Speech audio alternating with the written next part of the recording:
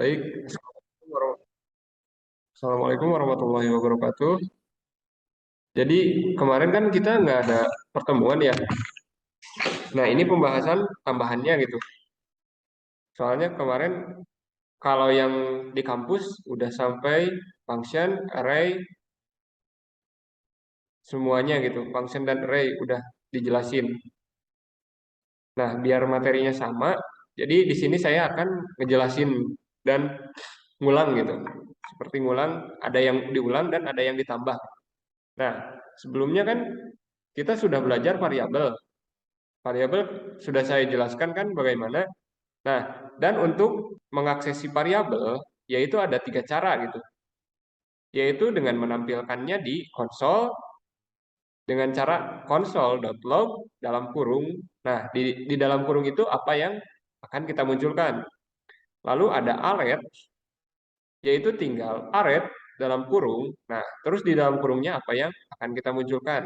Terus ada juga dokumen.write, yaitu penggunaannya seperti ini, tinggal dokumen.write dalam kurung. Nah, di dalam kurungnya apa yang ingin kalian munculkan. Dan ada juga dokumen.getElementById dalam kurung nama ID-nya .innerHTML sama dengan apa yang ingin kalian munculkan. Nah, berarti jadi semuanya cara menampilkan di dalam JavaScript yaitu ada 4, yaitu console, array, write, dan getElementById. Nah, seperti itu. Sekarang sebelum kita masuk ke array, kita terlebih dahulu harus mengenal function. Apa itu function? Function merupakan sebuah blok kode mendasar pada bahasa pemrograman yang di dalamnya terdapat statement-statement yang membangun suatu program. Syarat suatu function adalah mengembalikan atau mereturn nilai. Untuk menggunakannya, kita perlu mendefinisikannya di suatu tempat. Nah, function ini tuh ada beberapa jenis, yaitu ada function biasa, ada anonymous function, ada arrow function, dan ada callback function. Nah, kita terlebih dahulu kita bahas function biasa. Sebelumnya kalian kan sudah mengenal apa itu function gitu di bahasa C. Function biasa hampir sama kayak bahasa C, yaitu cara penulisannya function terus diikuti dengan nama functionnya dalam kurung terus kurung kurawal, dan di dalam kurung kurawalnya ada statement atau apa yang kita taruh gitu di situnya, apa yang ingin kita lakukan seperti itu. Nah di sini bisa kalian lihat ini cara penulisannya. Terus manggilnya sama, pemanggilannya sama kayak di bahasa C, tinggal kalian panggil nama functionnya. Nah, seperti itu. Terus ada juga anonymous function. Apa itu anonymous function? Yaitu function yang tidak memiliki identitas ataupun inisial nama. Maka kita perlu menampung ke dalam variabel. Nah, kalau tadi kan langsung function, terus nama functionnya. Nah, kalau ini kita harus nampung si function tanpa nama ke dalam suatu variabel. Yang dimana sering digunainnya yaitu variabel tipenya const gitu, yang bertipe const. Nah, penulisannya dan penggunaannya seperti ini. Tinggal kalian buat dulu variabel, terus sama dengan, terus diisi function tanpa nama. Nanti ngegunainnya, tinggal kalian gunain si variabelnya. Yang dimana di variabel itu berisikan sebuah function. Seperti itu. Terus lanjut ada arrow function. Apa itu row function? Row function sama halnya dengan function biasa. Akan tetapi dalam penulisannya kita tidak menggunakan kata function, melainkan kita ganti dengan simbol panah. Yaitu seperti di sini, simbol panah, di cara membuat simbol panah yaitu sama dengan lebih dari. Dan arrow function merupakan anonymous function, sehingga kita perlu menampungnya ke dalam variabel. Nah, ini sama persis kayak anonymous function. Kita harus menampung dulu ke dalam variabel, lalu di sini masuk ini penulisan si raw function. Kalau anonymous function kan di sini kita nulis dulu function baru kurung kurung buka kurung tutupnya. Nah, kalau anonim kalau row function, kalian kurung buka kurung tutup, baru row-nya, baru kurung kurawal. Nah, ini tuh sebagai mempersingkat codingan kalian. Jadi kalian tidak perlu menambahkan atau menuliskan tulisan functionnya. Seperti itu. Terus ada callback function. Pada JavaScript, sebuah function bisa kita gunakan sebagai argumen dan parameter. Sehingga kita bisa menggunakan function di dalam suatu function yang telah dijadikan sebagai argumen dan parameter. Nah, ini contohnya. Kita mempunyai sebuah function yang bernama say_hello, yang di dalamnya ada console.log hello, yaitu menampilkan hello di konsol. Lalu kita juga membuat sebuah function yang bernama greeting. Nah, jangan dulu bingung dengan callback. Kalian buat dulu function say_hello terlebih dahulu, baru kalian buat function greeting yang di dalamnya ada console.log yang menampilkan my name is Sandi di dalam konsol. Nah, ini cara pemanggilannya. Kenapa di sini ada say_hello? Karena si say_hello ini dijadikan argumen. Jadi kita mengembalikan atau memberikan nilai yang berupa function. Jadi penggunaannya tinggal kalian panggil functionnya, terus kalian argumen functionnya kalian masukkan di dalam kurungnya, lalu kalian tangkap dengan callback dan dipanggil di sini callback dalam kurung buka kurung tutup diikuti tanda koma. Nah, nanti hasilnya maka akan memunculkan hello terlebih dahulu, yang dimana hello itu diambil dari say_hello yang di sini yaitu callback. Di dalam callback say_hello kan sudah masuk ke dalam callback. Terus di sini callback dulu yang dipanggil, berarti yang dimunculkan hello dulu, baru my name is Sandi. Bagaimana kalau callbacknya ada di bawah konsol ini? Yang berarti nanti outputnya my name is Sandi hello. Jadi urutannya sesuai apa yang di sini gitu, yang dimunculin sesuai dengan urutan apa yang di JavaScript-nya baca. Kayak di sini kalau callback dulu ya berarti hello dulu. Kalau konsol dulu ya konsol dulu gitu yang dimunculinnya. Kalian juga bisa menggunakan beberapa function gitu. Misalkan di sini pengen nambah lagi gitu. Tinggal kalian koma, terus nama functionnya, terus di sininya kalian kasih tampungan, yaitu callback 1 misalkan, lalu kalian panggil di dalam functionnya atau gunain gitu. Gunain di dalam functionnya. Seperti itu untuk si callback function. Ini tuh nanti sering digunain kalau dalam JavaScript. Nah, mari kita masuk ke si array. Array, seperti halnya array dalam bahasa pemrograman lain, memungkinkan penyimpanan kumpulan beberapa item di bawah satu nama variabel dan memiliki anggota untuk melakukan operasi array umum. Array pada JavaScript bukanlah primitif, melainkan array objek, sehingga array JavaScript dapat diubah ukurannya dan dapat berisi campuran berbagai tipe data. Maksudnya primitif, kalau kalian di bahasa C, kalian masih menggunakan array primitif. Karena kalian tidak bisa mencampurkan beberapa tipe data gitu di dalam satu array. Sedangkan di JavaScript kalian bisa menggabungkannya gitu. Dalam beberapa tipe data tapi dalam satu array kalau di sebuah JavaScript. Makanya di JavaScript disebutnya array object. Nah, ini contohnya pembuatan array. Ini yaitu pembuatan array kosong. Ini sejenis. Kenapa sejenis? Karena semuanya bertipe integer. Nah, dan di sini dia campuran, ada string text dan angka. Lalu pada array JavaScript memiliki beberapa metode yang berfungsi untuk membantu dan memudahkan kita dalam memanipulasi array. berikut beberapa metodenya. Nah, di sini kita bisa lihat ada metode push. Sebelumnya kan sudah dicontohkan dan sudah dijelaskan apa itu metode push. Metode push digunakan untuk menambahkan elemen atau data pada akhir array. Nah, contohnya di sini kita memiliki sebuah array yang dimana namanya adalah buah dan di dalamnya memiliki data melon dan semangka. Lalu kita menambahkan atau mempush apel.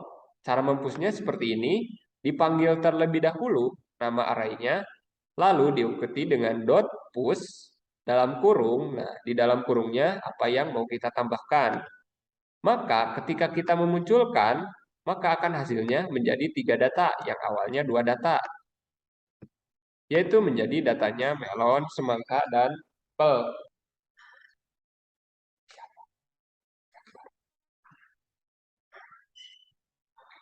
Lalu ada metode pop, digunakan untuk menghapus elemen atau data pada akhir array.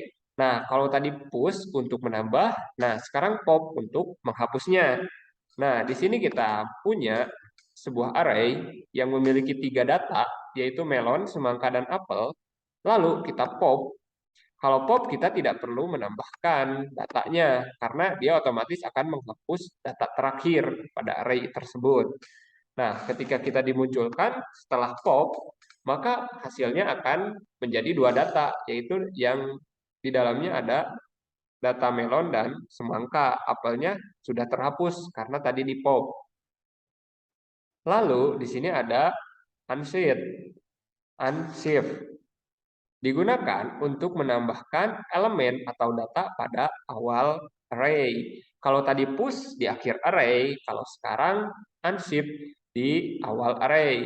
Nah, seperti contoh di sini, kita memiliki sebuah array yang bernama buah yang memiliki data melon dan semangka. Lalu kita unshift sebuah data baru yang bernama apel. Unshift kan menambah data di awal array. Nah, maka outputnya akan menjadi apel, melon, dan semangka. Nah, ada juga shift, metode shift digunakan untuk menghapus elemen atau data pada awal array. Kalau tadi unshift untuk menambah di awal array, sedangkan shift yaitu untuk menghapus data di awal array.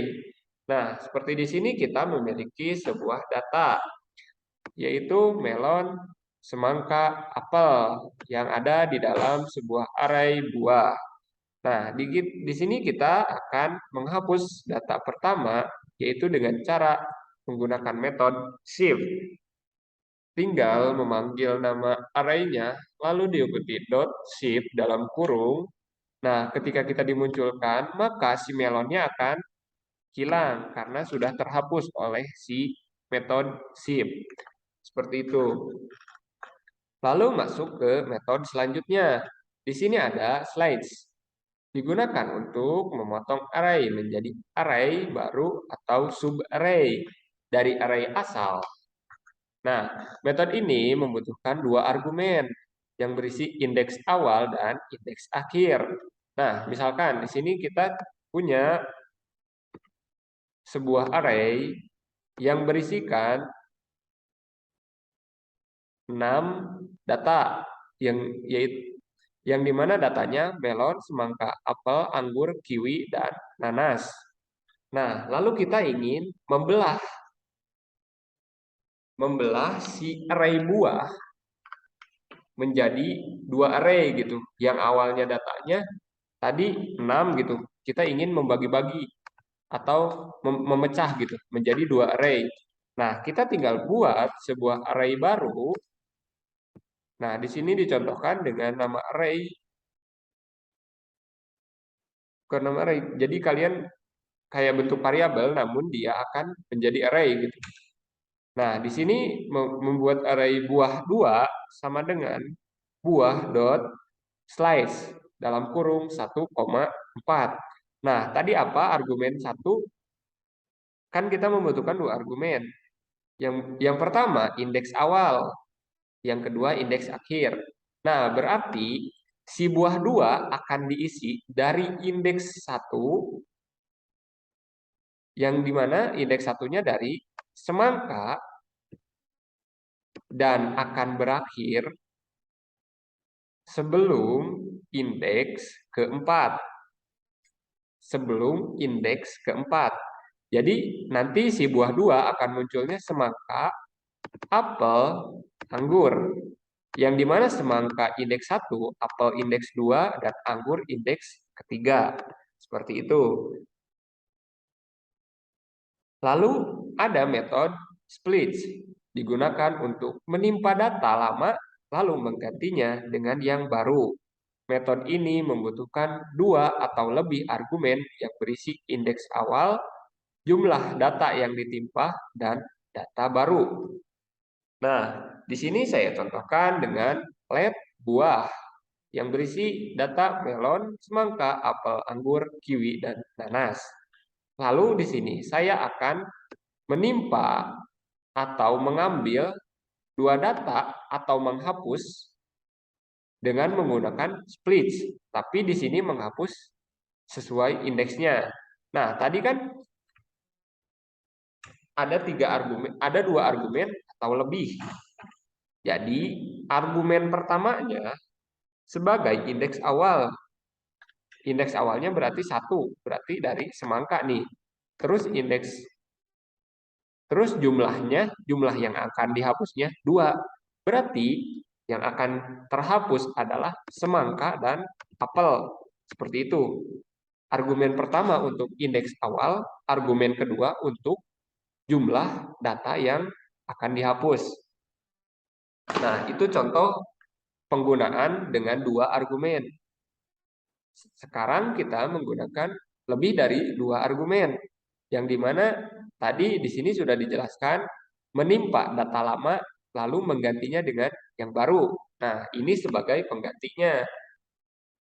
Nah, jadi di sini kita punya sebuah array buah yang memiliki data melon, semangka, apel, anggur, kiwi, dan nanas. Lalu kita ingin menimpahnya atau mengganti dengan yang baru, yaitu dengan cara split. Dalam kurung, indeks 1 berarti dia mulainya dari indeks 1, lalu argumen keduanya, jumlah datanya berarti 2, berarti semangka dan apel. Nah, akan ditimpah atau diganti dengan bengkuang dan jambu. Bengkuang menggantikan semangka, jambu menggantikan apel. Kalian juga bisa lebih dari 2, misalkan di sini pakai misalkan 3, berarti kalian tinggal tambahkan datanya 3 di sini. Seperti itu. Maka yang muncul adalah melon, bengkuang, jambu, anggur, kiwi, dan nanas. Seperti itu. Nah, lanjut ke metode selanjutnya, yaitu find. Digunakan untuk mencari data di dalam array dan mengembalikan data pertama yang memenuhi kondisi. Jika tidak memenuhi kondisi, maka akan mengembalikan undefined atau tidak ada atau tidak ditemukan. Metode ini memerlukan argumen connecting ulang. Biasanya ada ya. Tutup aja. Ya, ya struggle kan. Coba lanjut dulu. Nah, jadi di sini kita memiliki sebuah array yang bernama angka, yang di dalamnya ada data yaitu 12, 1, 10, 15, dan 2. Lalu kita membuat sebuah variabel untuk menampung kondisinya atau untuk menampung hasilnya, yaitu const temukan angka. Angka diambil dari array-nya, dot find diambil metodenya, dalam kurung, ini kurung pertama, kurung pembuka pertama dia adalah kurung si find. Lalu di dalamnya ada function, yaitu row function. Dia yang memiliki argumen atau yang menampung si angka ini ke dalam elemen, si data angka gitu, dimasukkan ke dalam elemen. Lalu di sini kondisinya elemen lebih besar dari 10. Berarti kan si Pine dia hanya mengambil yang terdekat dengan kondisinya, yaitu ngambil satu gitu dari kondisi yang benarnya. Yang dimana di sini yang lebih dari 10 adalah 12, 15, dan 22. Nah, sedangkan Pine dia hanya mengambil satu saja, satu data. Berarti yang keambil atau yang dimunculkan yaitu 12. Lalu ada juga metode sort. Digunakan untuk mensorting. Nah, kalian sudah tahu kan kalau dengan sort. Sudah saya jelaskan dan saya praktekkan waktu itu di pertemuan sebelumnya. Nah, contohnya di sini kita memiliki sebuah array angka yang berisi 12, 1, 10, dan 15, dan 22. Lalu kalian tinggal, kalau di sini saya mencontohkan dengan penampungan. Jadi kita ditampung terlebih dahulu. Kita buat cons, lalu buat variabel yang bernama sort angka sama dengan angka.sort. Lalu dimunculkan. Nah, ini sama saja dengan kalian kayak seperti mengetikkan console.log dalam kurung angka.sort. Nah, itu sama saja. Malah itu lebih mempersingkat. Jadi tinggal yang ini dimasukkan ke dalam kurung ketika menampilkan. Jadi itu lebih simpel. Nah, lalu di sini ada metode filter. Digunakan untuk mencari sekumpulan data yang memenuhi kondisi. Jika memenuhi kondisi, akan mengembalikan array baru yang memenuhi kondisi. Jika tidak, maka akan mengembalikan undefined. Metode ini memerlukan argumen sebuah function yang nantinya berisi kondisinya. Nah, si filter ini hampir sama dengan si find. Nah, di sini saya mencontohkan kita memiliki sebuah array yang bernama angka yang datanya 12, 1, 10, 15, dan 22. Lalu saya di sini membuat tampungan dalam bentuk variabel yang bernama temukan angka. Yaitu di sini prosesnya angka dot, sorry di sini harusnya dot filter.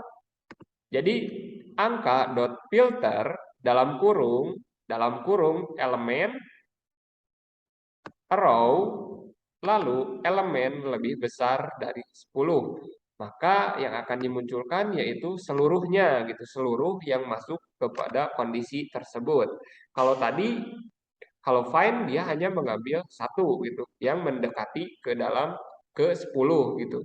Nah, kalau menggunakan filter yaitu semuanya, semua data yang masuk ke dalam kondisi dimunculkan. Seperti itu. Nah, sekarang masuk ke destructuring assignment merupakan pernyataan yang mengeluarkan nilai dari array atau properti dari objek untuk dimasukkan ke dalam variabel lain. Nah, contohnya di sini kita memiliki sebuah array yang berisi dua data yaitu 10 dan 12. Lalu kita membuat sebuah variabel A dan B. Lalu kita akan memindahkan si array tadi ke dalam variabel A dan B ini. Caranya kalian buat kurung siku agar dia mendefinisikan bahwa dia tuh array. Lalu sama dengan nama array yang ingin kalian masukkan. Misalkan kalau datanya 5, maka kalian harus membuat 5 variabel. Jadi menyesuaikan dengan jumlah datanya. Lalu cara menampilkannya, kalian di sini console.log, di sini ada kutip terbalik, lalu menggunakan dolar, lalu kurung kurawal, yang di dalamnya adalah nama variabelnya, nama variabel yang akan kalian munculkan. Lalu ini untuk sebagai pembatas dan diikuti seperti ini. Maka yang dimunculkan adalah 10 dan 12. Sama seperti memunculkan array-nya. Seperti itu. Mungkin ini untuk materi kali ini. Sampai jumpa di pertemuan selanjutnya. Mungkin di pertemuan selanjutnya kita akan offline atau secara langsung kembali. Mungkin mohon maaf jika banyak kesalahan dan kekurangan yang datangnya dari saya. Wabillahi taufiq wal hidayah. Wassalamualaikum warahmatullahi wabarakatuh.